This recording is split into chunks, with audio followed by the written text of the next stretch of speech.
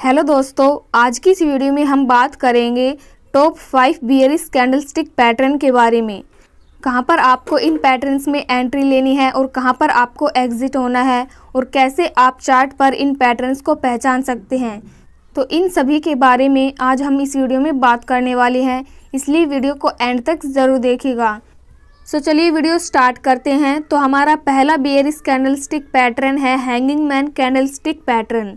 दोस्तों, hanging man candlestick pattern वैसे देखने में बिल्कुल हैमर पैटर्न की तरह ही है, बस फ़र्क इतना होता है कि हैमर पैटर्न एक डाउन ट्रेंड के बाद बनता है और हैंगिंग मैन पैटर्न एक अप ट्रेंड के बाद बनता है। क्योंकि हैंगिंग मैन पैटर्न हमें एक बियरिश सिग्नल देता है, इसलिए यह एक अप ट्रेंड में बनता है। दोस्तों, हैंगिंग मैन पैटर्न बनने के लिए कुछ कंडीशंस का पूरा होना ज़रूरी है, जैसे शेयर प्राइस अप ट्रेंड में होना चाहिए, मतलब कि शेयर की प्राइस लगातार बढ़ती हुई होनी चाहिए, जबकि हैमर पैटर्न में इसका उल्टा था। हैमर पैटर्न बनने के लिए शेयर का डाउन ट्रेंड में होना चाहिए। तो याद रखिएगा कि हैंगिंग मैन पैटर्न बनने के लिए शेयर का अप ट्रेंड में होना ज़रूरी है।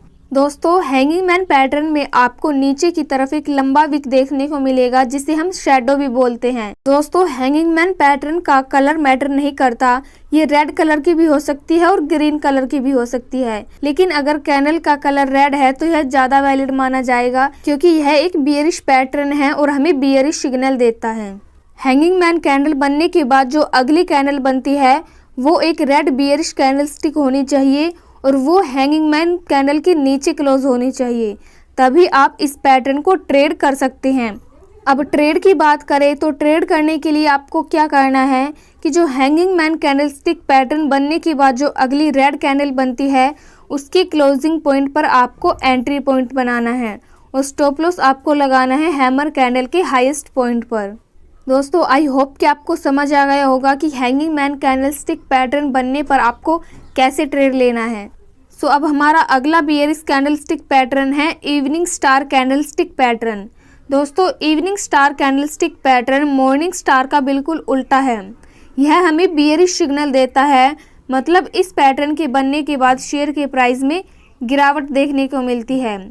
दोस्तों, इस पैटर्न में आप देखेंगे कि जब भी कोई शेयर अप ट्रेंड में होता है और एक बड़ी ग्रीन बॉडी वाली कैंडल बनती है, फिर एक छोटी कैंडल बनती है, फिर एक बड़ी रेड कैंडल बनती है जो पहली वाली ग्रीन कैंडल के बराबर या फिर उससे बड़ी होती है, तो इस तरह के पैटर्न को हम इवनिंग स्टार कैंडलस्टिक पैटर्न बोलते हैं।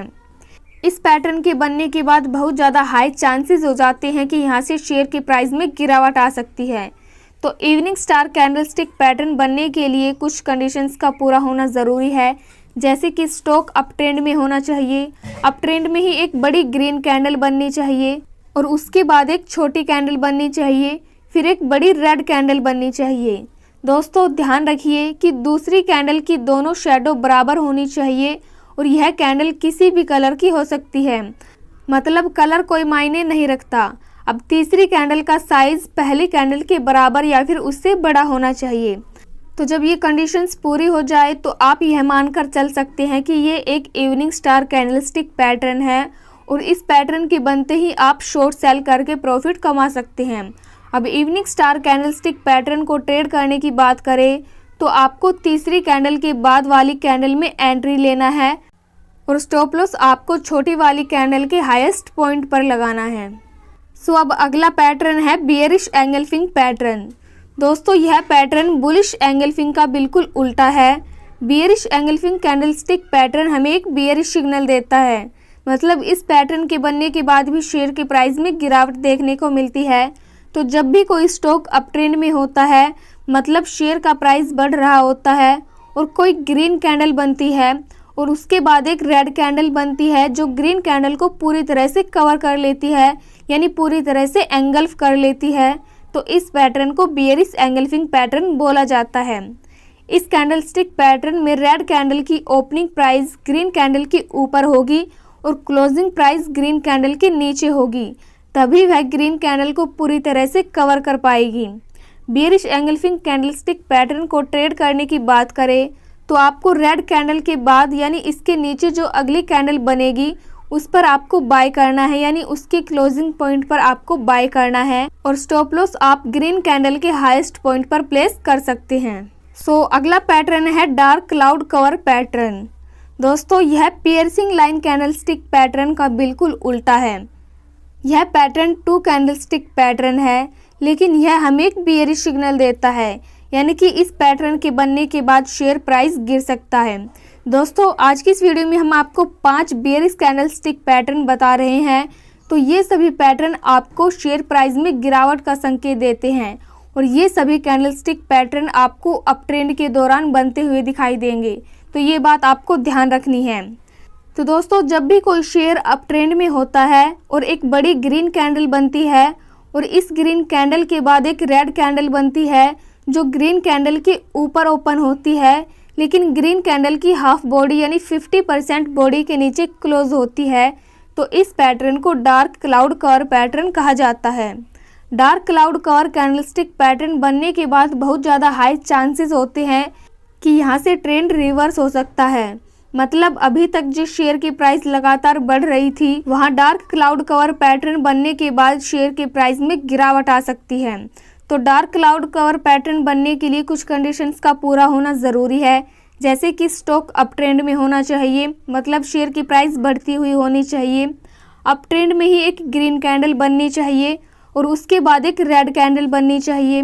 रेड कैंडल ग्रीन कैंडल के ऊपर ओपन होनी चाहिए, लेकिन ग्रीन कैंडल के हाफ बॉडी के नीचे क्लोज होनी चाहिए, यानी 50% बॉडी के नीचे क्लोज होनी चाहिए। तो जब ये कंडीशंस पूरी हो जाती है तो आप मान सकते हैं कि ये एक डार्क क्लाउड कवर पैटर्न है और आप यहाँ पर शॉर्ट सेल कर सकते हैं। अगर एंट्री की बात करें तो रेड कैंडल के नीचे जो अगली कैंडल बनेगी उसमें आपको एंट्री लेनी है और स्टॉप लॉस रेड कैंडल के हाईएस्ट पॉइंट पर प्लेस करना है। अब हमारा लास्ट बियरिश कैंडलस्टिक पैटर्न है बियरिश हरामी कैंडलस्टिक पैटर्न। दोस्तों ये कैंडलस्टिक पैटर्न बुलिश हरामी का बिल्कुल उल्टा है। जैसा कि आपको इसके नाम से ही पता चल रहा है कि ये भी हमें बियरिश सिग्नल देता है, इसलिए इस पैटर्न के बनने के बाद शेयर के प्राइस में गिरावट देखने को मिलती है। मतलब एक बात तो कन्फर्म है कि इस पैटर्न के बनने के बाद आपको पुट ऑप्शन खरीदना है या फिर शॉर्ट सेल करनी है, तभी आप बियरिश कैंडलस्टिक पैटर्न को ट्रेड करके प्रॉफिट कमा सकते हैं। तो दोस्तों जब भी कोई शेयर अप ट्रेंड में होता है और अप ट्रेंड में ही एक बड़ी ग्रीन कैंडल बनती है और इस ग्रीन कैंडल के बाद एक छोटी रेड कैंडल बनती है जो ग्रीन कैंडल की बॉडी के अंदर बनती है, तो वह एक बियरिश हरामी पैटर्न होता है और इस पैटर्न के बनने के बाद बहुत ज़्यादा चांसेस होते हैं कि यहाँ से शेयर की प्राइस में गिरावट आ सकती है।